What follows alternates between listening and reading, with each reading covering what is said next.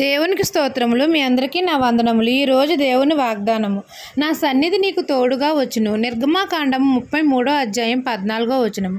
అతి పరిశుద్ధుడును మన తండ్రి అయిన యెహోవా నా సన్నిధి నీకు తోడుగా వచ్చునని మనతో సెలవిస్తున్నారు. మనం అందరము దేవుని పక్షంగా ఉండాలి.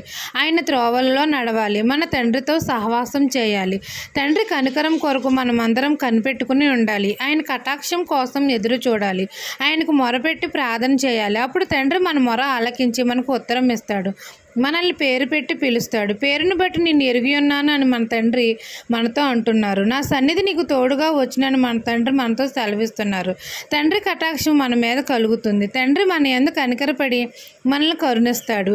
తండ్రి మంచితనం అంతయు మన ఎదుట కనపరుస్తాడు. యెహోవా కనికరము, దయా, దీర్ఘశాంతము, విస్తారమైన కృపా సత్యములు మన ఎడల చూపుతాడు. మనకు సమాధానం కలగజేసి మనల్ని ఆశీర్వదిస్తాడు. ఈ దిన వాగ్దానం మీ నా జీవితంలో నెరవేరాలని కోరుకుంటూ దేవుని సువార్త పరిచర్యలో మీ సహోదరి. ఆమెన్.